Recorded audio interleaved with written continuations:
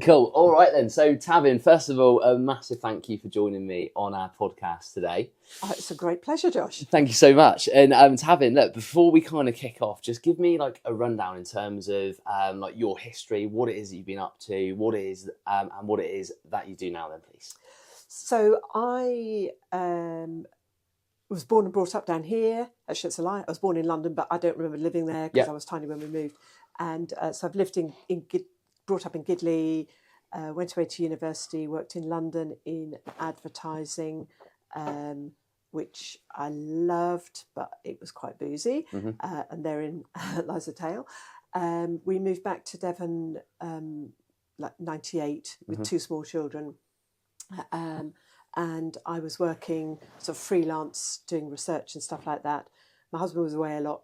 I got into the habit of, I carried on drinking basically, London style, and got into that horrible habit of drinking on my own in the evenings, which then led to multiple attempts to stop drinking with AA, with hypnotherapy, which was great. I then, things went wrong, kind of with a capital W, in 2013. My husband and I split up and I was left with really serious financial problems. And within 3 months of that, I discovered that I had breast cancer. In fact, I self-diagnosed. I was told I'd had a lump, was having regular mammograms, had yet another letter saying nothing to worry about. And I just woke up one night and thought, that's not true. And so I went to see the GP, who was brilliant, and said, well, if you are worried, let's just get it checked. Went into the hospital, and the minute the first person looked at it, she said, the consultant surgeon, she said, don't like the look of this.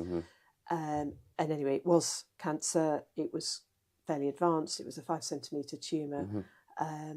And I didn't actually drink, even through all of that and the initial surgery, I didn't drink. But when I went back in and was told, yeah, we tested 7 lymph nodes, it was in all 7 and in a really high count. And they said, we need you back in tomorrow to see where this has spread to. I suddenly was just terrified. And my children were then 19 and 21, and I had visions of them kind of being parentless, really, because my husband was really mentally not in a good place, and he was in Australia. And I went home. I was with my daughter, who you know. I do, yes. and my brother, who you don't know because he's not going to ever duck in the doors of a gym or anything. And they opened a bottle of wine, as was their want. And I just said, I think I'll have some. And I just wanted to be out of my head. It was a frightening place. I did not want to be there. And although I then had loads more surgery, chemo, radiotherapy and stuff, and anybody who's had chemotherapy knows it's pretty revolting, and you do not feel like drinking, you don't feel like anything really. But once I was better, I kind of got back into the old patterns of drinking. And I eventually found, about 3 years later, found something that worked for me, got myself alcohol free, and then trained as a coach. So and I then, a couple of years after that, left the advertising business altogether to just concentrate on the coaching, which is what I do full time now. The journey with the alcohol, kind of with my fitness, I'd always been relatively fit. I've never been somebody who's sort of just let themselves kind of do nothing. But I I was a member here up until during lockdown. I think I was during lockdown, and you were doing all those we were online classes. Good old lockdown, and I did them and really enjoyed them. Actually, they were kind of like, I'll work and then I'll have a break, do that, and then I'll do some more work, kind of thing. And I was still in advertising at that point. And I had my daughter at home throughout lockdown, and we would do these classes, and it was just really good fun. And then, it seemed to be going on, didn't it? It really was, 100%. I ordered a Peloton bike, but quite early on, they became like a really long waiting list. But I was lucky mine was delivered quite quickly. So I was doing that alongside, and I carried on doing the online classes here. And I remember saying to you that, once the gym reopened, because I was one of the lucky ones. I was being paid throughout, so it felt really wrong to cancel my gym membership and put you into financial difficulty. If everybody did that, this place wouldn't be here. 100%, really difficult time, COVID. So I kept my gym membership, kept doing those classes, maybe not quite as often because I had the Peloton and was loving it and doing it every day. And then once the gym reopened and we were kind of back into normal life, I was just doing the Peloton. I didn't see a need to keep coming to the gym, and I was back at work and stuff like that, even though we worked from home a bit more. And I honestly thought, I'm so fit. I am, I'm on the Peloton virtually every day. My PBs on the Peloton were getting gradually a little bit better. And I was staying with my daughter one weekend. She lives up in Leighton Buzzard. And she belongs to a gym up there. And it's kind of CrossFit type thing. I don't think they call it CrossFit, but it's that sort of thing. And a Saturday morning and a Sunday morning, I did a class there. And I hadn't done 2 back to back before. I'd done it once or twice. And even though I'd stretched properly afterwards, after the second one, I then had to get in a car and drive. I think I went to Kent and then back home. I was so stiff. I was almost... I've run a few marathons, and the day after a marathon, you're sort of like, oh my God, can I move? And I'm not sure I can walk downstairs. I'm going to have to walk downstairs backwards. I was like that bad. And that's when... I remember this probably more than you, but I bumped into you and Jess in the car park at Waitrose. and I was obviously walking like an old woman. And you said something to me about, "You okay, Tabbin?" And I said, I'm just really stiff from this gym class. And you just sort of grinned and said, well, you know what I'm going to say, don't you? And I had seen a few things online about game changers, but I thought, I don't need to do that because I've got Peloton and I'm fit. And then I kind of realised that I was only doing one thing. I wasn't doing any strength work at all. And so anyway, I phoned you a couple of days later. We had a conversation. And I think the thing that tipped it for me was that I knew that having had cancer and the drugs I had to take cause, they basically suppress any estrogen in your body. So you're much more at risk of osteoporosis. And they did I think it's called a DEXA scan, and they said, you're not great. And they put me onto just calcium tablets, and then they did a year later and said, you're still not great. So then I was they upped the anti, and I take this stuff called alendronic acid as well. And they said, you need to do as much weight bearing exercise as you can, because that will help with the minimise the risk of osteoporosis, and also the stronger your muscles are, the better your bones are. So it made sense to be doing more strength, or some strength. So I wasn't doing any at all. So I joined here, and I remember, the left side under the arm, they went through that multiple times, through that muscle, whatever that one sort of armpit is, in the surgery, and I had a lot of surgery. And so it's at the time, I remember the physio at the hospital saying, you probably won't be able to lift your arm above your shoulder. And I just thought, back at that, I'm not, and I don't know whether they worked out what sort of person I was and gave me that as a challenge, but initially it was very, very weak, and they'd said, forget about doing press ups and things like that.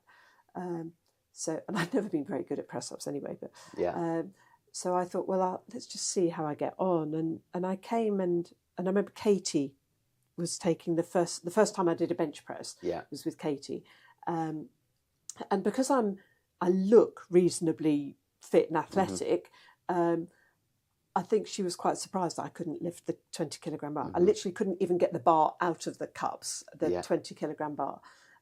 So we dropped it down to a 15, and I just about managed that. But gradually that's improved, and that's still far and away my weakest thing, because it's using the muscle that, has got a load of scar tissue in it. But some of it's mind over matter, I think. But I gradually, and I can, I've just come out this morning, and even though we were doing tempo things and all the rest of it, I did think it was 27 and a half, and Yeah. I have actually once only Yeah. lifted 35. Which is actually really good weight, by the way. way. That's totally all right, yeah. Which was literally a once for the strength and fitness test, but I was I could not believe that I'd actually managed to do that. And when I consider that is 20 kilograms more than what I started with. So, and I've gradually just upped the weights on everything. And I'm never going to be strong on anything that involves sort of pushing and using that. But overall, I am just much stronger. My weight is pretty much the same as it was when I joined, because weight loss wasn't my goal. I was the weight I've always been, really. Apart from when I had chemo, when it dropped dramatically. But normally I'm a sort of floating weight, as it were.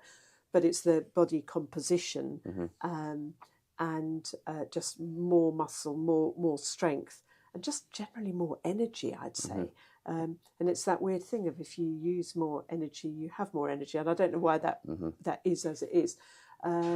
So from the sort of fitness point of view, it's been really good. But I think it's, for me, I just love the camaraderie, the community. I've met loads of people. I mean, there are people who I recognise by sight in Sticklebath, but I didn't actually know their names, who come here, and I've got to know them really well, and we go out for meals and all the rest of it. And so it has literally widened my circle of friends. Amazing. Which is fantastic. Of course so it is. There's a real sort of the community thing. And I went to the speed shearing in Throwley the other night, and there was loads quite of game a few of you there, changers. wasn't there? There was, And because everybody knows about me and the alcohol and not drinking, they were all saying, I'm being a bit naughty tonight, Tabbin. So they're asking people, I said, you can drink what you like, boys. It's really... There's no judgment here.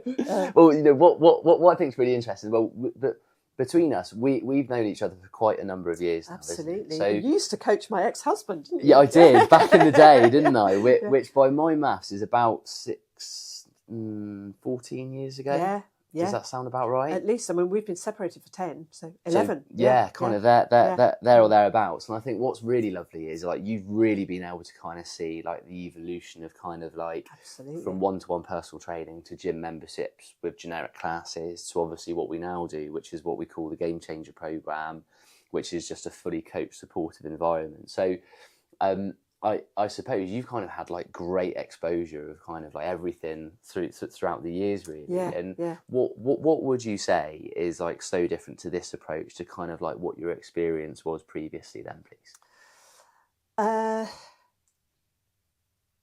think because I did one-on-one coaching here as well, which was great, and it was really good when I was sort of rehabbing after surgery and stuff like that. But I work harder because I'm working alongside other people. There's a really strongly competitive thing. And because we there are scores during the Game Changer sessions. You'll get a score for whatever weight you've done in the strength session, whatever, in the middle bit, the accessories where, it might be, this morning we were doing lunges with weights. So you'll get a score on what weight you're doing your reverse lunges with or whatever. And on the conditioning, the sort of more cardio stuff, it'll be counting the distance you went or whatever.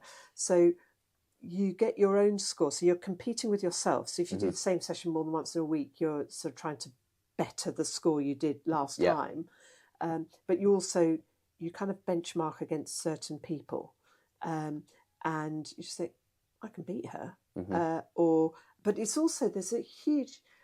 I mean, you should just video that one day, just set up our camera where the people don't know, to just see when people say their scores, particularly on the conditioning, there's always applause from everybody else. Great job, well done. Even, and if somebody says, oh God, that's loads better, I beat my PB, or so, people say, there's so much encouragement there. And I think that just pushes people to put that little bit more effort in. And you can wake up in the morning, think, and I always tend to come really early in the morning, because I'm busy during the day. And I know I'm rubbish in the evening. Plus, I coach people in the States. So the evenings tend to be quite busy for me.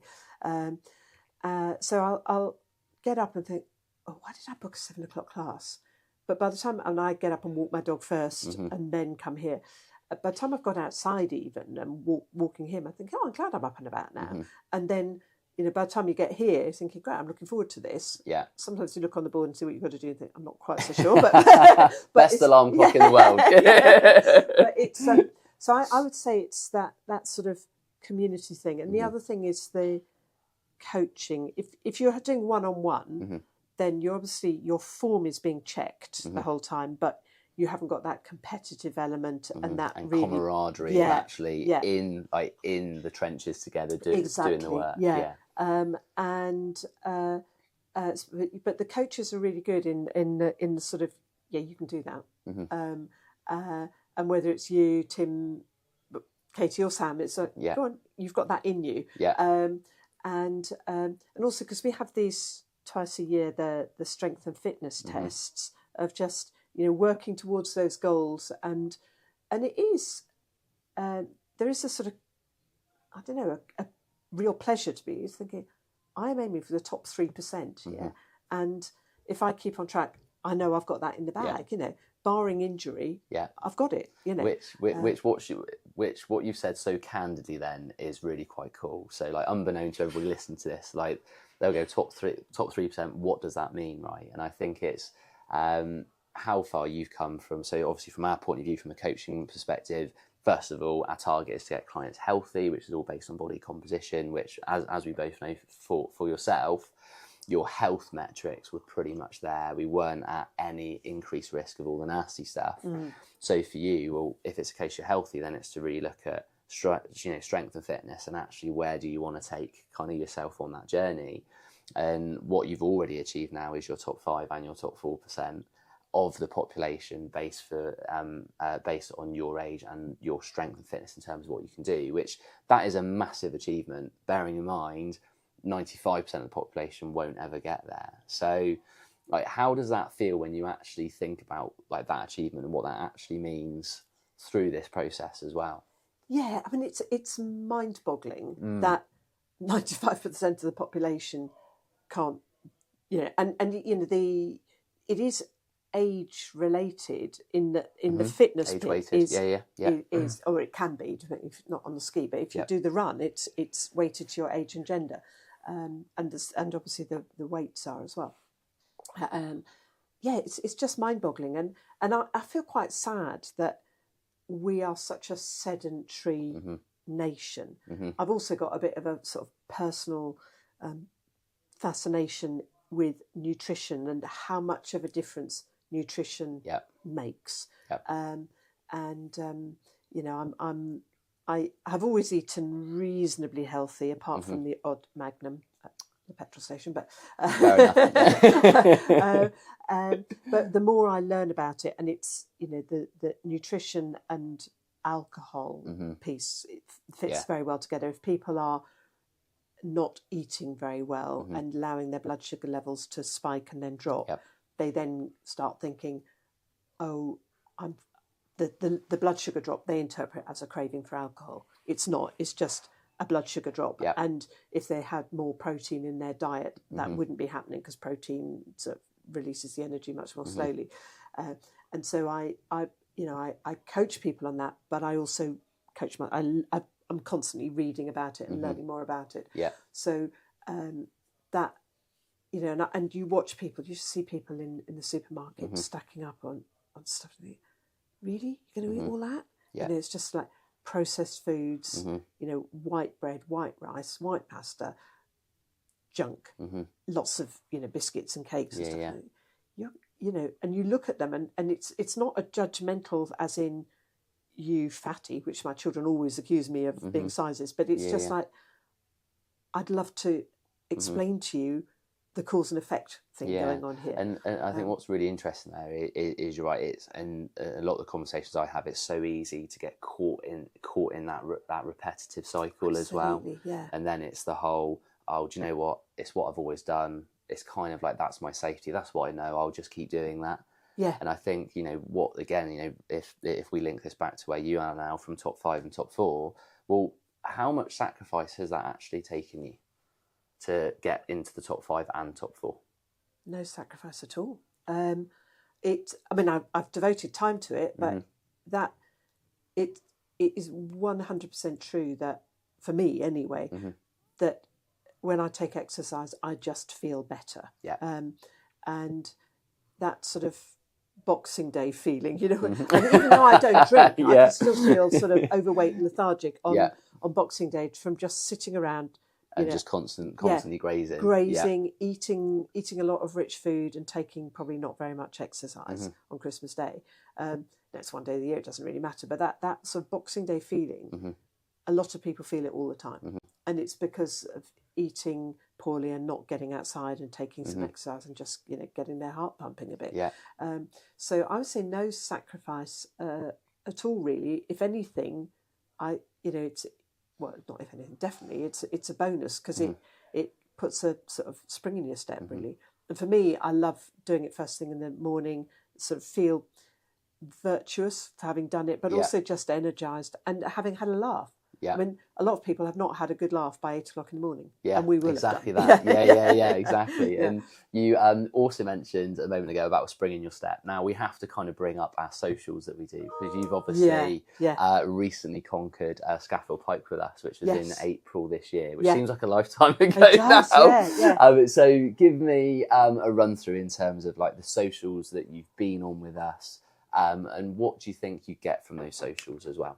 Watford, I've done, bowling evenings when we went for pizza afterwards. Pizza and bowling, which was just really good fun. I'm not very good at bowling though.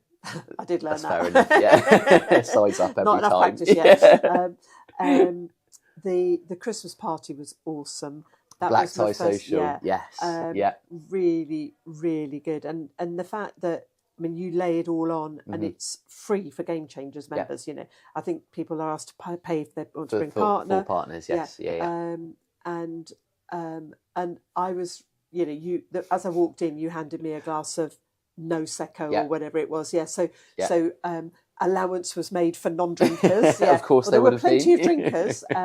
Really good meal, and you guys had thought about the table plan, and people were sitting next to people that they knew and already had something in common with, and so nobody was sitting there, because you don't necessarily know every single person. No, there are definitely people not. who come only ever in the evenings who I probably don't know. But having said that, there's also the Saturday morning, the weekend warrior thing, which you get to meet people who you don't necessarily share classes with, and that Saturday mornings are just a riot. There's a certain amount of cheating that goes on. Yeah, it's almost one or become two standard people. now. Yes, it has. And an ongoing joke. But that's fine. It's just sort of bending rules ever so slightly. But it's everybody's taking exercise, and the irony is that when we cheat, we're just taking more exercise. Yeah, you are exactly that. Actually, you are. Like sneaking in a few more pedals or a few more pulls on the ski or something. It's actually, we think we're being clever, but actually we're just taking more exercise. Yeah, you are. So you meet people that way. And Scaffold Pike was just brilliant. It was really good fun. There was a lot. Even the journey up was quite hilarious. It was all right, wasn't it? Yeah. There was just, we were all sharing cars and driving up. But there was a very lively WhatsApp chat. Very lively, yes, it was. Some pretty appalling music choices going on, and then it was really good fun. We did. The walk up Scaffold we split into two, and there was a slightly easier and then a longer and slightly. I don't know that the longer one was actually tougher though, because we were sheltered from the ferocious wind for most of the way. 100%, yeah. So I don't know that it was any harder really. And I'd done Scaffold before, but I hadn't gone that route. So it was nice, and it was just really good fun. And again, when you're walking with people for several hours, you just naturally move from one group to another, and everybody sort of mixes up, and just it was just really good fun. Really, sociable, fun. Again, a lot of laughs and stuff. Good food, good venue, and got to know people who I either didn't know at all or didn't know very well. And it was hellishly windy up at the top. But it was absolutely horrendous, actually, wasn't it, at the top? Yeah, it was. Like, as in, I think we got there, supported each other for the photo, and then we come down, if I remember, pretty promptly. It was absolutely howling at the top, wasn't it? And it was sort of like, it was drizzling or whatever, because I remember I put the rain hood over my rucksack. Yeah. The wind was so strong it blew the rain hood off it. Yeah. It's attached, so I didn't lose it. But it was sort of like, whoa, this is, And we live on Dartmoor. We're used to pretty rubbish weather. It was someone else though up there, wasn't it? Yeah. And then the following day, we were due to do that sort of rope bridge thing, which was not on. Honester Bridge, that was never going to happen in those conditions. But you managed to pull off something else, and we did some indoor kind of cave climbing and ladders and clipping on and stuff like that. And it was still a laugh and fun and quite challenging, because I'm not brilliant at that sort of stuff. So walking up the Scaffold Pike, no problem, but climbing up the ladder and clipping and stuff like, inside a really dark cave where you can't see too much going on. Yeah, I was definitely out of my comfort zone doing that, but it's fine, and intellectually you're not in any danger, and everybody else is doing it. So that again, it pushes you when everybody else is doing it. You kind of push yourself just to do a little bit more, and which is the same principle as actually in gym during sessions, And I think the other thing is that the coaches are, they're really encouraging, but they also will correct anything. If you're doing something a little bit wrong, they'll just say, just do this, do that, keep your knees straight, keep your knees bent, whatever it is, little things. But also, if they spot that something's a bit easy for you, we can quickly change it, can't we? Quickly make it harder, Yeah, there was something with some squats last week or week before, and I can't remember what we were doing, but I think it was maybe standing on a plate and doing squats like that. Okay. Yeah. And what weakness in my shoulder and left side, my legs are strong. So and I was doing that, and it was quite easy. And I was thinking, I'm quite enjoying this. Yeah. And Tim spotted that I was having an easy time and just said, okay, you're not coming all the way up now. You've just got to come up to a certain point and then straight back down again. So your legs get no rest, basically. I was like, okay, that was hard. Like that, isn't it? Yeah. So it's little things like that where they don't make a big deal out of it, and they wouldn't do it in such a way as it's saying, oh, Tabbin's really strong, you lot aren't, or anything like that. It's just and you spot them doing that the whole time with people, either adapting an exercise if somebody can't quite do it, or if they sense that somebody could do a bit more. And that's how we get stronger. Yeah, definitely. And you mentioned Weekend Warrior, which sounds terrifying. So what is Weekend Warrior, and kind of tell me like your first-hand experience in terms of like what that does for you and what that means for you as well. Yeah, so Weekend Warrior is it's unlimited numbers. Or there may be a limit, but it's a really big group. So there's a maximum of 12 in any normal class, but Weekend Warrior, it's much bigger than that. And so you'll get maybe 30, 40 people split into teams. And there are sort of 3 elements to it. The first bit will be involving some sort of floor activity and the ski. Then it'll be some sort of other floor activity and the bike. And it'll often be a sort of you go, I go kind of thing. You get each person has to do like 5 calories on the bike or the ski, and then something, chest to floor burpees. Something incredibly fun. Always fun. Yeah.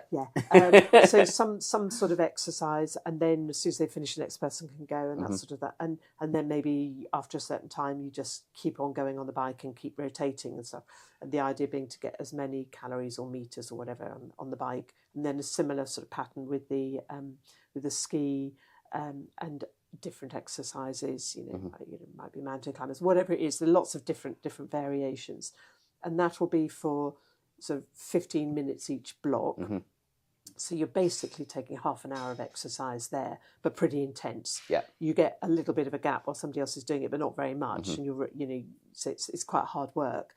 And then usually finishes with a ski off where you're in your teams, and there are 2 skis sort of back to back, and you take it in turns, and you just go all out for 20 seconds, 5-second gap while the next person comes on, all out for 20 seconds. And then it is, which team has got the furthest. Yeah. That's where most of the cheating occurs. Yeah. But it is, it gets really competitive. Yeah. And so you're actually taking a lot of exercise. And because we all wear these MyZone belts, which basically you're getting points for what heart rate zone you're in. Yeah. And look at your MyZone score afterwards. Think, it's off the charts, isn't it? I did a lot of exercise there, yeah. But you don't really realise it. Yeah. Because you're just engrossed in come on, and again, lots of cheering for each other, and and it's amazing because you'll get people who are like quite big, but you think, really, and they will absolutely smash it on the ski or the bike. Okay, so and it teaches you that everybody has their own strengths, and somebody might not be a size 8 or a size 10, but they can be incredibly strong, and some of the weights that people other women are lifting, bloody hell, I'm miles off that. So it's a great leveler as well, I think. And what would you say is like the demographic of people that actually attend Weekend Warrior? It's a good gender. It's probably 50-50 men and women. It never feels out of balance. I think, I don't know, you'd know this, but the age profile of Game Changers, it's not 20-something gym bunnies. Definitely isn't, no. I mean, when I leave here, I'm going to go and buy a 70th birthday card and present for another Game Changer. And I just think it's awesome that people are still taking really, and in fact, another friend who I introduced, it's also had a 70th this year, and I mean, that woman, the one who joined earlier this year, unbelievable. She's lost probably 2.5 to 3 stone, and is loving it, and she just looks awesome. Amazing. She's doing so well. And she's just, I see her with her grandchildren. She's running rings around them, to be honest. There's no tired granny going on at all. So, and I think for a lot of us, it's about, what are your goals, sort of life goals? What do you want the next 10, 15 years of your life to look like? And if you don't take exercise, where would that take you? And if you do, how good could those 10 to 15 years be? So it's that compare and contrast. And you think, it's worth it. I'm worth it, And so, I think it's probably, I don't know, the average age has got to be, I mean, there aren't many people, I can't think of anybody sort of really under 30. So we've got about two clients that are sub 30, they're about 28. But you're right, in the main, generally speaking, you're up 35 plus. Probably if you were to average out across, well, I think that's, I don't want to say something and then be wrong. So if we said typically from, from 30 upwards to 70, that pretty much gives you that kind of demographical split, which all could be working out together on a Saturday morning. Yes. Which, when you think about it, is crazy. And do you feel that with the sessions on a Saturday that quite a few people would feel quite anxious about being split into big teams, possibly letting the team down and things like that? So do you feel any of that when attending Weekend Warrior? No, and to be honest, I mean, you have a big team, but you're into smaller teams, the 3 or 4 doing it, and it's just encouragement, loads of encouragement. There's never, and I don't think I can't imagine that anybody would ever feel they've let the team down, because when somebody first joins, they just get so much encouragement, because we've all been that person. I was that person that could barely lift a 15-kilogram bar. So we all know what it's like to get going, and so the spirit is very much encouraging rather than judging. There's never you know that horrible thing at primary school when you're so like there's the two most popular people pick the teams. Yeah. And I was always the Muppet that was last. Yeah. So, well, you've got to have Tabbin in your team. So, there's absolutely none of that. It's quite the reverse. And I think that at the awards, the black tie dinner, there are awards for people, you know, who've made the most progress, you know, and there are some awards for just like sort of commitment and attitude and that sort of stuff. And I think that's brilliant. And you can see people just really pleased. And, you know, when I tell people that there are people who I work out with who have lost 7 stone since they've been here. It's just unreal, isn't it? Yeah. And people say, that's not possible. It is possible. And it's happening. And it's happening in Oakhampton, you know. Yeah. And people will say, oh, yes, so-and-so. Yes, she did used to be really, you know, overweight and looked unhealthy. And look at her now. And, you know, and I think that I love the fact that people in their 60s are joining a gym. Yeah. Some of them for the first time ever. Yeah. And thinking, oh, I wish I'd done this years ago. Yeah. And they'd written themselves off. So, they had. And I think that's really good. So if anybody's listening to this and is in that sort of, I think life's passed me by when it comes to being fit. Think again, because it's absolutely not true. You can really just get fit, get healthy, get fit, and have fun. Yeah, amazing. Yeah. And talk me through kind of like your specific goals over the next 12 months. Then, what is it that you would like to achieve with your health, fitness, and strength? So for me, weight's not really an issue. I'm fortunate. I don't tend to put on a lot of weight. I could, like everybody, I would always like to lose a few pounds, but that's not the reason I'm here. The main reason is that after having breast cancer, I for 10 years had to take a horrible drug, and that gave me osteoarthritis. So I've got these, I don't know, I'll hold them up to the camera, horrible sort of knobbly, bony sort of joints in my fingers. And I know that I'm at risk of that happening in my hips and knees if I don't do plenty of weight-bearing exercises and stuff. So, and also I'm at risk of osteoporosis. And I take some calcium tablets and stuff like that, but I know, and I've read about it, that the more strength work I do, the better. And that actually is true for every postmenopausal woman. We should all be doing it. But particularly for me because of the drugs I had to take. So that was the main thing, just to be stronger. And also when I had the surgery, the surgeon said to me that I would, they'd gone through the muscles sort of in the armpit because they removed the lymph nodes and stuff. And so I had a lot of surgery there. They kept going through the same muscle. And they said, we've had to do quite a lot and dug around a bit. So you probably won't be able to move your arm much above shoulder height. And, you know, so you probably won't ever be able to get it up here, which I can. She I says can now doing easily. And they said things like press-ups will probably, you know, be very, very difficult from that. And I don't know whether they worked out that I was just a bloody-minded individual and I would think, just watch me. But it worked because that's exactly what happened. So I am using those muscles. And every time I do, I think, they told me I couldn't do this. So even though I'm always going to be weaker on the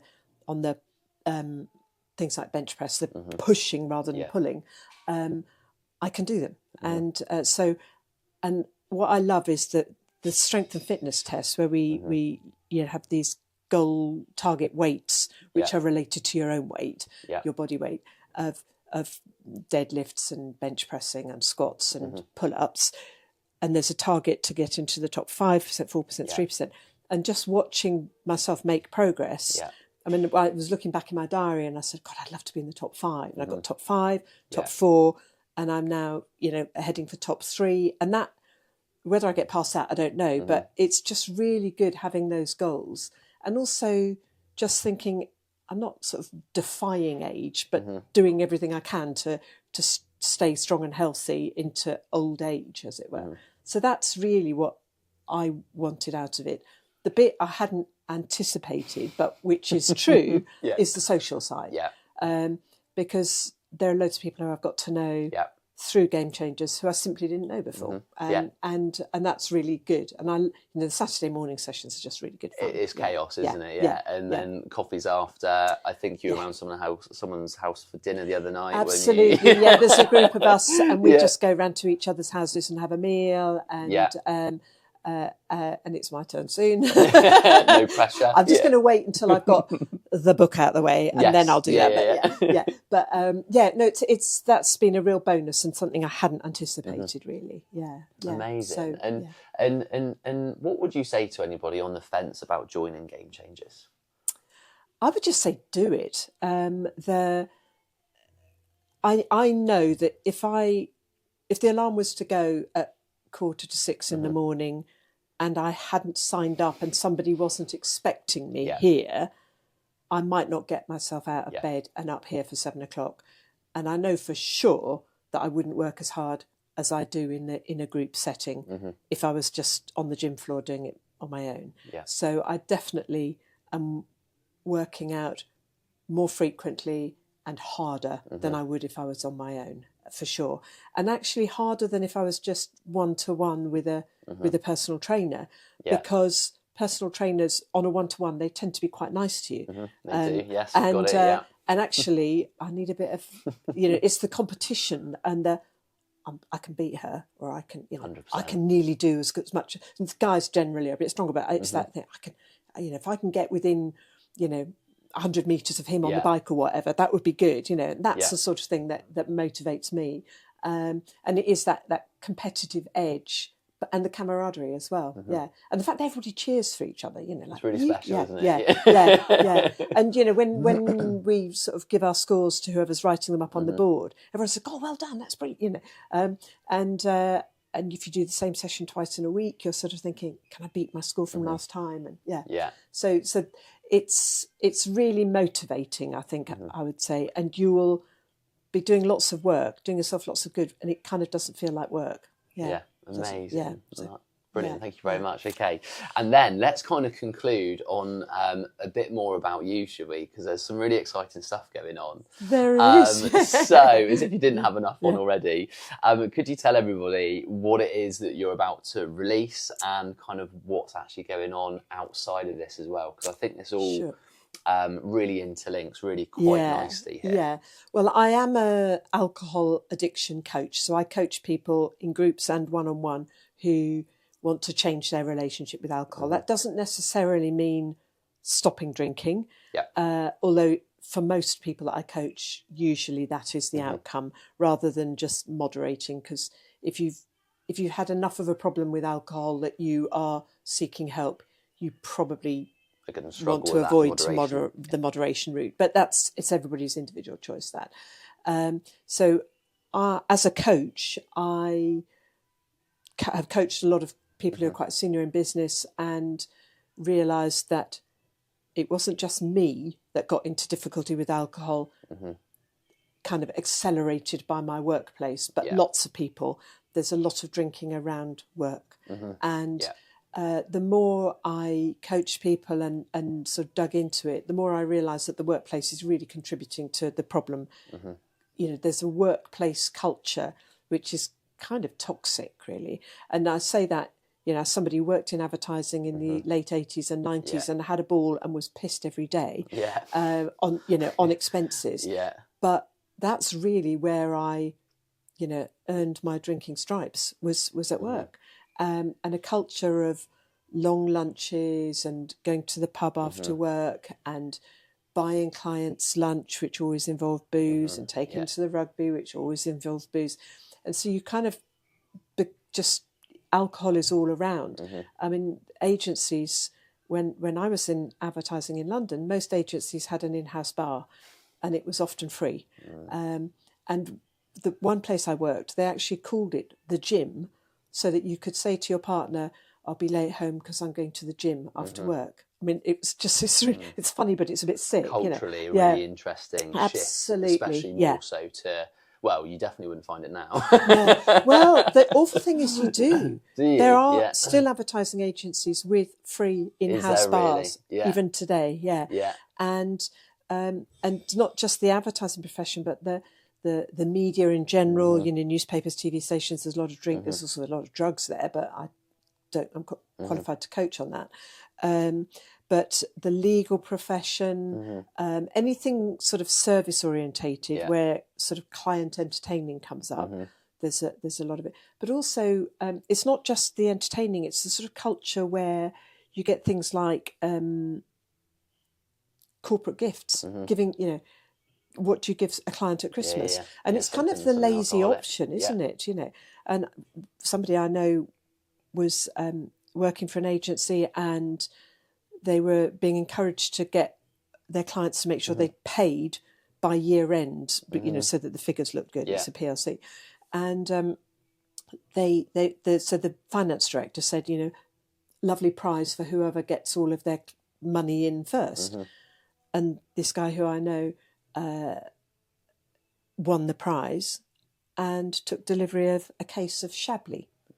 He has a real problem with alcohol. And, that was just a thoroughly inappropriate present to give him. But nobody ever thinks to ask that. So a lot of people, I receive alcohol. It doesn't really bother me because I'm not tempted to drink it. I just put it into the next raffle. But or give it to my kids or whatever. But it's not it's a lazy gift. It's much better if you take a bit of time, find out what the person really likes. I'm not saying never give alcohol, but giving alcohol to somebody who's already got a problem with alcohol is not doing them a kindness. No.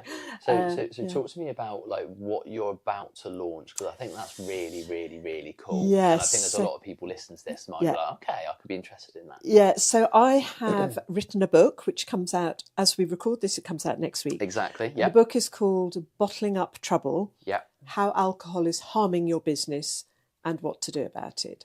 So it's about this whole thing of alcohol in the workplace and the culture, and how damaging it can be to productivity, profitability, but also the mental health of your workforce and the mental health of anybody who's at work, really.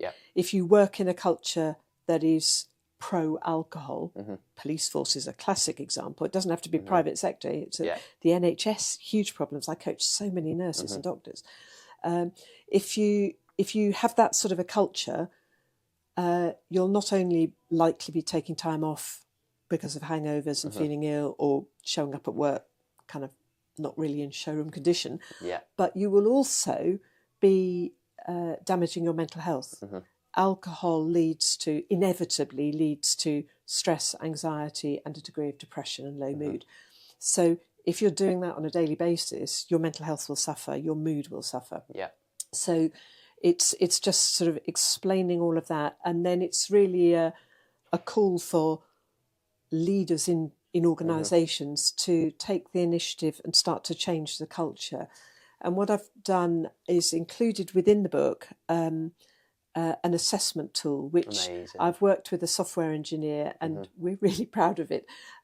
So if anybody wants to do it, you just Google, if you just go put into your URL www.bottlinguptrouble.com, and that will take you to my website and to the page where you can just click and then do this assessment. Assessment with everything. So it clicks, it takes, and you have to do this opt-in thing, but you basically then get the assessment, and it asks questions about lots of areas of your culture and in the organisation. So if you're a leader, you can take it and see how well your business is doing. But if you're an employee, you can also do it and say, "Oh, this isn't really good, is it?" And then you can go and talk to your well-being team or HR and say, "Can we do something about this? Can we start to change this culture?" Because the longer it carries on, the more people are going to get into trouble. And the other thing it raises that we haven't mentioned is the whole sort of diversity angle. It's not appropriate to make people who don't drink for whatever reason feel out of place if they don't drink. They should it should be a choice, and no is a full stop, is a full sentence. No, I don't want to drink. End of story. And if someone's listened to this and if they've gone, oh, hang on, like either personally or in the culture of their organisation, how could they find out more about kind of what you do, the people you work with, and how could they find out more and hear more about what you do as well? Yeah, 2 ways. One, listen to my podcast, which is called The Alcohol Debate. And that's not about give up alcohol at all. It's not an anti-booze crusade, but it just like puts both sides of the argument. Yeah. So that's The Alcohol Debate, and it's on all the normal podcast platforms. Or just head straight to my website. The business is called winetowatercoaching.com. So it's wine, and then 2 is TO, winetowatercoaching.com. And I called it that because for me, the real miracle was the other way around, was switching from wine to water rather than water to wine. So wine to water coaching, well, actually, I think if you just Google Tabbin Almond, it'll probably take you there. Probably push you up to it. Yeah, because there aren't too many Tabbins online, which is a bonus from having a ridiculous name that I made up myself. But so, yeah, and I coach people one-on-one, and from time to time I run small groups. Right now I'm not running one because I'm flat out on the book. But I also run kind of sessions for businesses, which are about, I call it the well-being conversation we're not having, because people just don't make the connection between alcohol and stress and anxiety and depression. And most businesses will be doing something about helping employees with stress management, and alcohol doesn't get mentioned because people don't know about it. So this is a sort of add-on to somebody's well-being program, And then I will work with businesses to change their culture and if you know, and give them all the help they need and the tools and that sort of stuff. So it's a fairly comprehensive offer, really. So anybody listening, if you want help either privately for yourself or for your business, then just go to winetowatercoaching.com and you'll find everything that you need there, hopefully. Amazing. All being well. All being well. No, it is. The website's just been redone and it's all working. I've tested it. Great stuff. Well, Tabbin, it's been an absolute pleasure having you on our podcast. Thank you so much for joining us. Pleasure. And if anything resonates with our listeners, we've given you all the information. And feel free to reach out to Tabbin. Please do. Thanks very much indeed, Josh. You're welcome. Good to talk to you.